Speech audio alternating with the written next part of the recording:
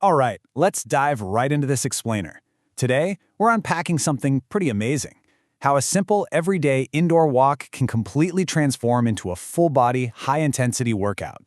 We're talking about a routine that challenges your cardiovascular system and completely shifts your mindset, all without literally ever having to leave your living room. Now look, if you've ever avoided home aerobics because you feel, well, a little uncoordinated, I've got some massive relief for you right off the bat. It's not the fancy steps that get you fit. It's the speed. You absolutely do not need complex choreography here. You just need to keep the pace and let momentum do all the heavy lifting. And to be clear, we are definitely not talking about a casual Sunday stroll around the neighborhood.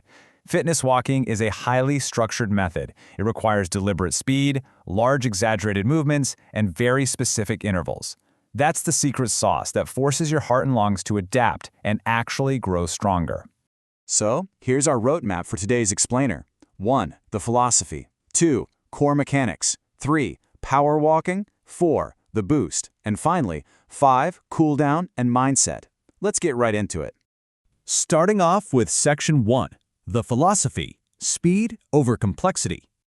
The real beauty of this approach? By simply picking up your feet to the beat of the music, you are already locking in those cardiovascular benefits.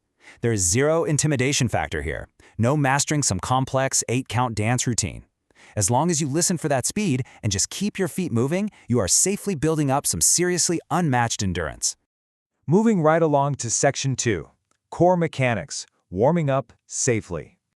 Okay, before you really take off, you've got to lock in that core. Think about flattening those deep abdominal muscles and consciously pull your belly button straight back toward your spine. Doing this instantly creates total body stability, and it generates that massive central power you're going to need for the bigger movements later on. And along with engaging that core, you need to get a little what we call juice in the joints. Incorporating some gentle kickbacks, a few knee lifts, just keeping your arms nice and relaxed. This releases tension and gets your body perfectly prepped to move safely through a full range of motion before the real heavy work begins. Which brings us to Section 3, power walking, building momentum. Notice the stark difference between these two states. Basic walking, it's mostly lower body dominant. But power walking absolutely demands upper body activation. By throwing strong punches, reaching high up overhead, and taking really deep lateral side steps, you are drastically spiking your heart rate and, by extension, your calorie burn. But here's the absolute game changer. The benefits aren't just physical. Pumping up your heart rate actually alters your brain chemistry. You can literally walk yourself smart. Sustained power walking triggers this laser focus. It enhances your creativity, and it gives a massive boost to your overall mood. It is, without a doubt, the perfect remedy for that midday slump. All right, Section 4, the boost, high-intensity interval training. So what exactly is boosted walking? Well, it's an incredibly efficient interval training technique. You're basically alternating between a high-intensity work phase, think of something like a gentle jog, and an active recovery phase.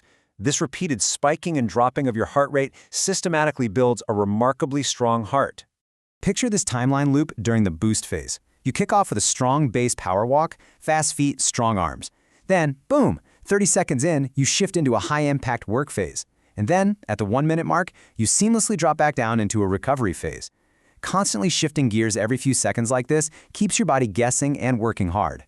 And the absolute golden rule during that recovery period is blow off that air. You can't just passively slow down and expect to recover. You have to actively, forcefully exhale. This literally forces your body to grab the fresh oxygen it desperately needs to tackle the very next interval.